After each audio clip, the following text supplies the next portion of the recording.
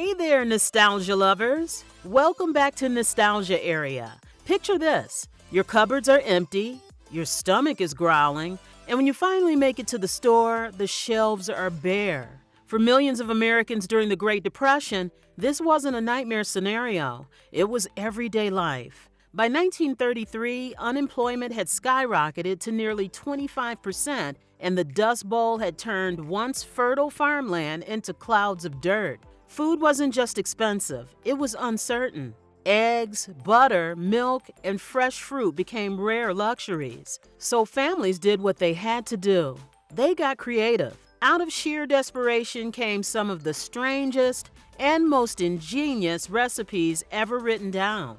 Today, we're counting down 10 bizarre Depression-era dishes that helped people survive when normal ingredients were completely out of reach. These weren't just meals.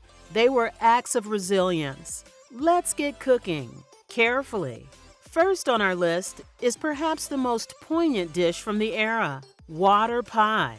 The name says it all. A water pie from 1908 and looking at the actual origin of this interesting dessert. It's a pie made mostly from water. When you had no fruit, no eggs for a custard, and no milk for a cream filling, you still had the tap. The ingredient list is hauntingly sparse. A pie crust, water, sugar, a bit of flour, and a little butter or lard. You'd mix the ingredients into a slurry that would thicken into a translucent, gel-like filling as it baked. The result was the ghost of a pie, here to haunt your dessert table. It delivered the sweetness and psychological comfort of a dessert, even when all the normal ingredients were gone. It's a deeply humbling dish that embodies making something from absolutely nothing. Many dishes were named after then-President Herbert Hoover, often with a less than affectionate sense of irony. None is more famous than Hoover Stew. Depression era, it's around the 1930s, to make Hoover Stew. A thin soup served in the shantytown Hoovervilles that sprang up across the country. A common recipe involved cooking macaroni or spaghetti and mixing it with sliced hot dogs, canned tomatoes, and canned corn or peas. Hot dogs were a cheap, accessible substitute for more expensive meats, and this stew was designed to be a budget-friendly way to feed a family, even if it wasn't winning any Michelin stars. The next one sounds like a culinary dare, but I promise it's real. Tomato soup cake. The 60s classic tomato soup spice cake made. A sweet spiced cake that uses a can of Campbell's tomato soup as its star ingredient. While recipes existed earlier, it gained new life during the Depression. Canned goods were pantry staples, and tomato soup provided moisture and structure when fresh ingredients like eggs and milk were too expensive. The idea became so widespread that Campbell's even featured it in its advertising. If you didn't know the secret ingredient, you'd never guess. The final result is a surprisingly rich and flavorful spice cake. Just maybe don't tell your guests what's in it until after they've asked for a second slice. When apples were too expensive or out of season, cooks found a shocking substitute: crackers. Mock apple pie was a concept from the 19th century. This recipe, and it is mock apple pie, and it uses Ritz crackers. But it was popularized by Ritz crackers on their boxes in the 1930s. The recipe used Ritz crackers, sugar, lemon juice, cinnamon, and butter to create a filling that, through some sort of kitchen sorcery, miraculously mimicked the texture and taste of sliced apples. This clever hack helped make the newly introduced cracker a massive success and ensured families could still have a slice of apple pie. Amidst meat shortages, peanut butter was a lifesaver.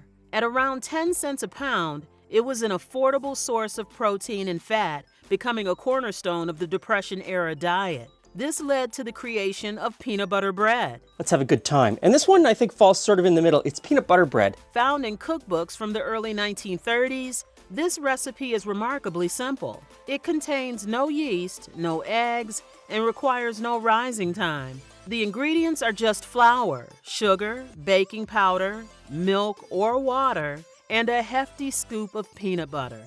The resulting loaf is dense, substantial, and incredibly filling.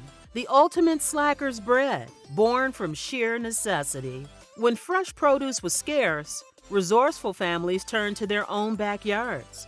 Today we call it foraging and pay top dollar at fancy restaurants. Back then, it was called not starving.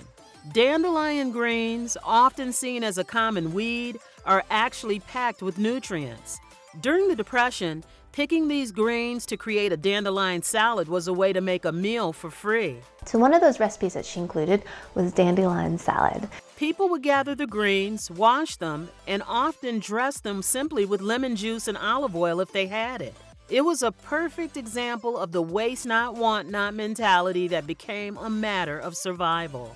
Often called S.O.S or shit on a shingle by service members, this dish has a name only a soldier could love. Creamed chipped beef on toast, sometimes called S.O.S. It originated in the U.S. military and became a household staple during the Depression. It consists of dried salted beef, which was inexpensive and shelf-stable, rehydrated in a simple cream gravy made from butter, flour, and milk. Served over a piece of toast, it was a savory, filling, and cheap way to serve a protein-rich meal. With a nickname like that, you knew it had to be memorable, for better or for worse. Ironically, city chicken contains no chicken at all. Because what city chicken is actually a mock chicken drumstick. It was the original clickbait, but for your dinner plate. Chicken was often more expensive than other meats, so this dish was created to mimic it. Cooks would take cheaper cuts of pork and veal, mold them onto skewers to resemble a chicken drumstick, and then bread and fry them. This dish was a popular way to give the illusion of an expensive meal without the cost and shows the lengths people went to maintain a sense of normalcy. Reportedly created by homeless populations, Mulligan Stew was the original community potluck, but with much higher stakes. People would gather around a fire and throw whatever ingredients they could find or scavenge into a single pot. This could include anything from stolen onions and potatoes to foraged greens and scraps of meat. Each stew was different, depending entirely on who showed up and what they brought. A stolen turnip, a few foraged greens, half a squirrel. It reflected a spirit of community and resource sharing in the face of extreme hardship. Similar to water pie, vinegar pie is another desperation pie that came about when fresh fruit was unavailable. A vinegar pie has a long history in the South. To replicate the tartness of fruits like lemons or apples, bakers used a simple pantry staple, apple cider vinegar. The filling was made from vinegar, sugar, butter, and sometimes eggs, which created a custard-like texture that was surprisingly sweet and tangy. It was a testament to the clever chemistry used to create a satisfying dessert from the barest of ingredients, proving that a little pucker could go a long way. So there you have it, 10 strange, inventive recipes born from one of the hardest decades in American history. From tomato soup cake to vinegar pie, these dishes weren't just about filling stomachs. They were about preserving comfort, routine, and dignity when cupboards were bare and uncertainty was everywhere. And while no one is rushing to serve water pie at their next dinner party, these recipes are powerful reminders of what people can accomplish with almost nothing. In a time when food prices and shortages once again feel uncertain, these dishes aren't just curiosities, they're lessons. What resourceful recipes have been passed down in your family? Let us know in the comments. We would love to hear the stories behind the food that helped your relatives get through tough times. And if you enjoyed this journey back in time, don't forget to subscribe and hit the notification bell so you don't miss our next adventure into nostalgia.